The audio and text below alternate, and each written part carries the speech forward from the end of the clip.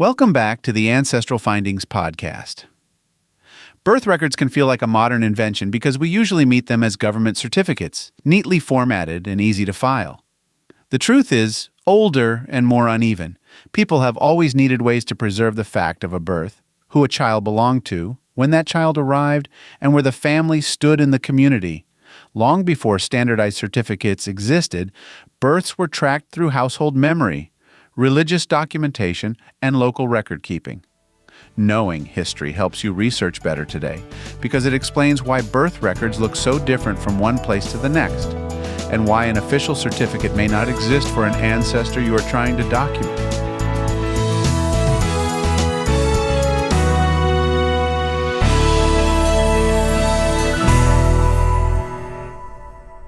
If you strip away the paperwork, a birth record is a public answer to a private fact. This child was born on or about this date in this place to these parents.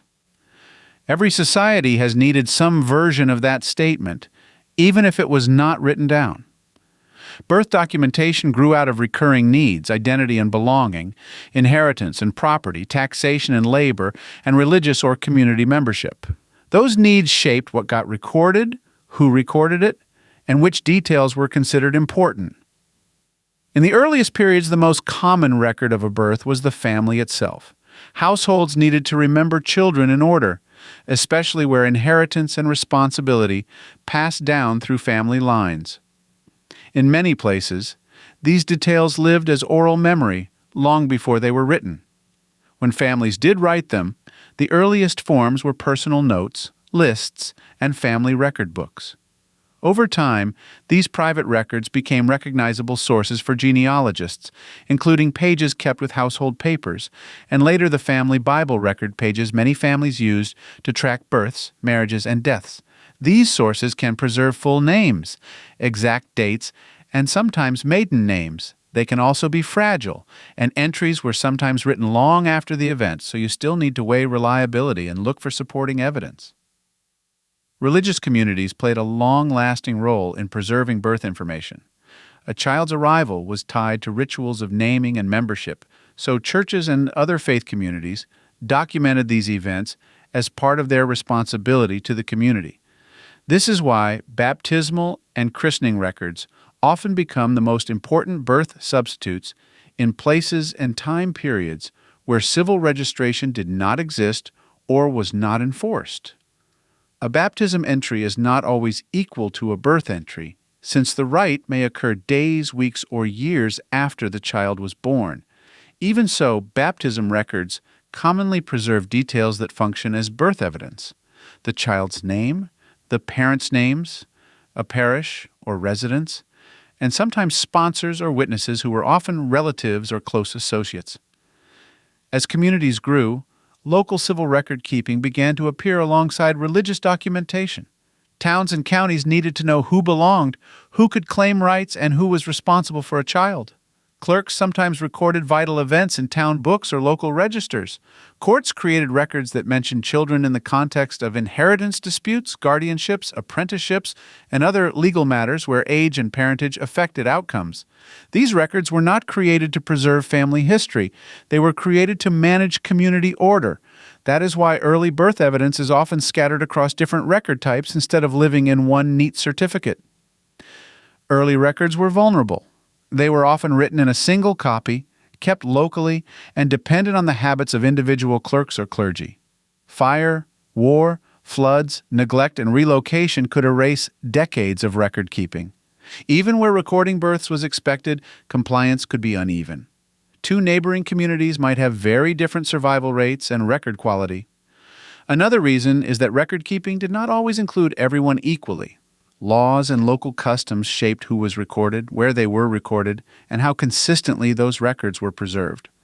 This reality often forces genealogists to rely on later records created for other purposes, such as marriage documents, military registrations, pensions, or death records. Over time, governments in many places began shifting from local, inconsistent practices to civil registration systems, requiring standardized recording of births, marriages, and deaths. This shift did not happen everywhere at once. It arrived at different times in different places, often with gaps in the early years. Even after laws were passed, compliance could vary widely between rural areas and cities. For genealogy, the most important takeaway is that a birth record does not mean one specific document type.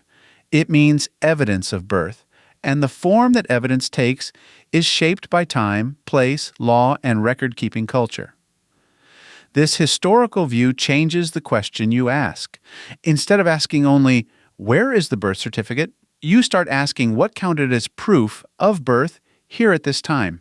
In one place, that may be a baptism register. In another, it may be a town clerk entry. In another, it may be a court record that identifies a child in a guardianship case. In another, it may be a delayed registration created decades later for Social Security or a passport. When you match your strategy to the time period, you stop expecting the same record in every era, and you start finding evidence that other researchers miss because they are searching too narrowly. The oldest birth records were not certificates. They were memory, then writing, then institutional registers. Modern birth certificates are the most standardized form we have today, but they sit at the end of a long chain of record-keeping practices built for identity, belonging, inheritance, responsibility, and administration. When you understand that chain, you research with better expectations and better tools.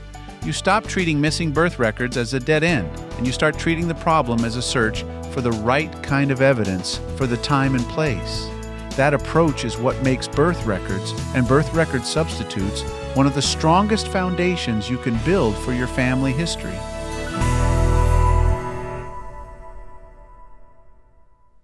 If you've got a hard-to-find ancestor you're stuck on, I'd love to hear about it.